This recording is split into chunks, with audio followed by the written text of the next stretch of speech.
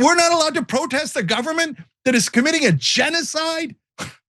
It's insanity, total, utter insanity.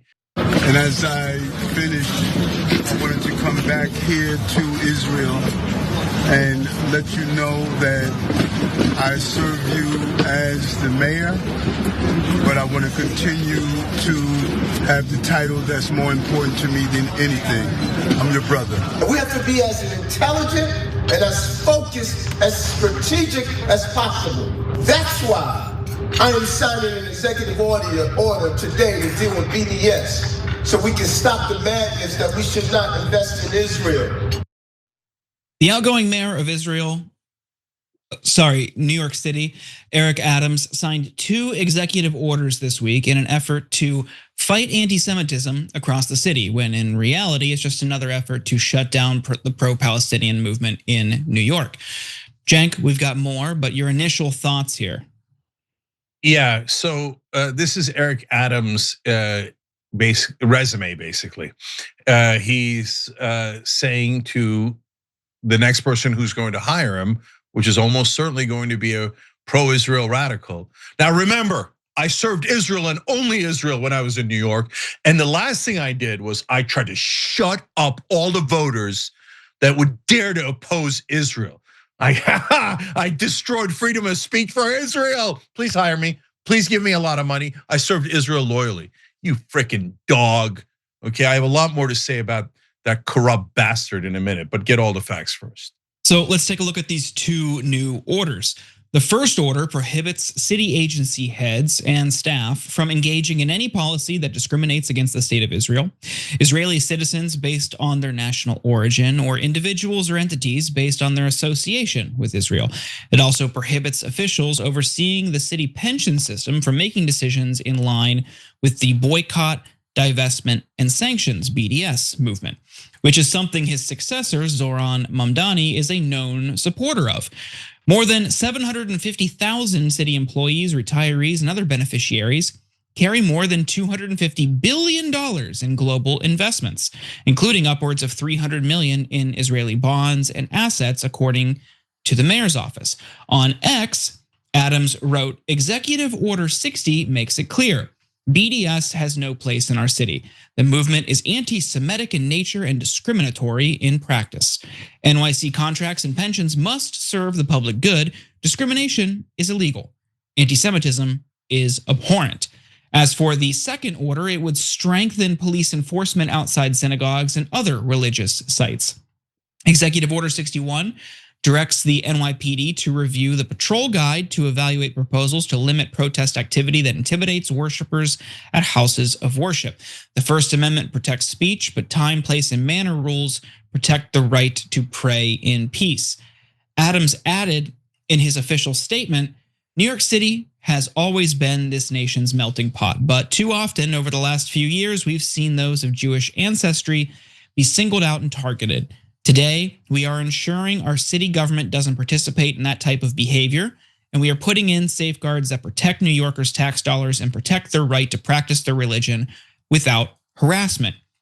Adams is pretty openly using the executive orders to taunt Zoran Mamdani, saying that if the incoming administration wants to reverse the orders, then that is on their watch. So now the question is whether or not Mamdani will leave an order targeting BDS, something he's openly supported, in place. There's also the question of whether or not he'll follow through on his promise to arrest Benjamin Netanyahu.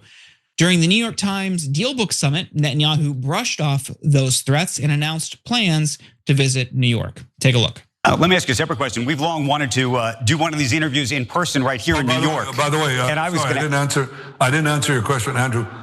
I'll come to New York. Okay. And that was my question. Would you come to New York, given what the mayor has said about arresting you? Yes, of course I will. And you will test that? I mean, what is the thought about how that would work? Well, why don't you wait and see? Yes, I'll come to New York. I mean, Jake, there's a couple things here. We have these orders, curious what you make of them, but also Netanyahu, in conversation with Andrew Ross Sorkin of the New York Times, just flaunting an open warrant for his arrest. Yeah, so many things here. First, let's talk about the clip that you just saw. and then we'll work backwards to Eric Adams. So Netanyahu in that interview with Andrew Ross Sorkin also said, relatively unchallenged, that Israel is still at war, and he named about 6 countries that they are currently attacking, and he said they have a right to attack all of them permanently, and that the war is not over. Okay, so that apparently the ceasefire and the peace deal were total trash, as we told you. It's just Netanyahu confirming it. What the point of that is to get everybody to stop paying attention to Israel, because that was hurting their cause. So they're pretending the war is over, but no, the Greater Israel expansion project continues. And currently they're occupying parts of Lebanon and Syria as well. Our media almost never talks about that because they're in the Israel protection racket. In fact, Andrew Ross Sorkin should have been outraged by that and should have said, what do you mean you're still attacking 6 of your neighbors? That is wildly illegal, and etc. But no. He's not going to. He's always going to sit there and kiss Netanyahu's ass as he says this. So, and Netanyahu goes, "Oh yeah, I control America. I'll come to New York. I'm the boss of the mayor of New York." Oof, I would love to see that showdown. And if Zoran backs down, I'll be so furious. Number one, if Netanyahu comes, definitely arrest him. There's an arrest warrant for him. He is not above the law, okay? But yeah, I would be shocked if that happened. If Zoran had the guts to, even Zoran had the guts to arrest him, because the rest of the American political and media landscape would rise up in their fury at their beloved Israel and try to tear him down. So we'll see. But the BDS one is much easier. Zoran should immediately reverse that, and in fact, he should go further. So what Eric Adams' legislation is, or order is saying is that if you try to boycott Israel, and you're from one of the pensions or whatever else that the New York government handles, you're not allowed to do that, right? Zoran should not only reverse it, but say, no, actively ban investments into Israel. Because right now, New York City has at least $300 million of people's pensions invested into Israel. And Israel, it's like saying, oh, no, in the middle of the Serbs doing the genocide in Bosnia or Srebrenica, yeah, let's work with the Serbs. Let's get them a lot of money. Let's take your money and give it to the Serbs. They haven't killed enough Bosnians yet. Right? They haven't killed enough Muslims yet. And that's literally what they're saying here. So of course that should be reversed. No one should do business with the terrorist government of Israel. Their civilian kill ratio is worse than any terrorist group in the world right now. And they've killed way more innocent civilians than any terrorist group in the world. In fact, I'd be shocked if they didn't kill more innocent civilians than all of the terrorists in the world combined in the last 2 years. So that's the state of Israel for you. It's a moral crime to do business with them. One of our members on Twitch, Microgram, says, why does the mayor of New York City have to, quote unquote, serve Israel? And that's a good question. That goes back to Eric Adams' first clip that we showed you guys. He said, as mayor of New York, I served you loyally, right? Something along those lines. You can go rewind and see the exact quote, right? Yeah, why are you serving a different country loyally? And that's because Eric Adams is deeply corrupt. So now, I don't say that just in relationship to Israel. He also, of course, was brought up on charges about being corrupt with the country that I came from, Turkey. So if I was like the Israel first biased radicals, I would say, no, that's anti-Turkish racism. You should let Eric Adams be corrupt with Turkey, and you should let him take all the bribes. Otherwise, you are discriminating against Turks, right? That's what all the Israel first a-holes do.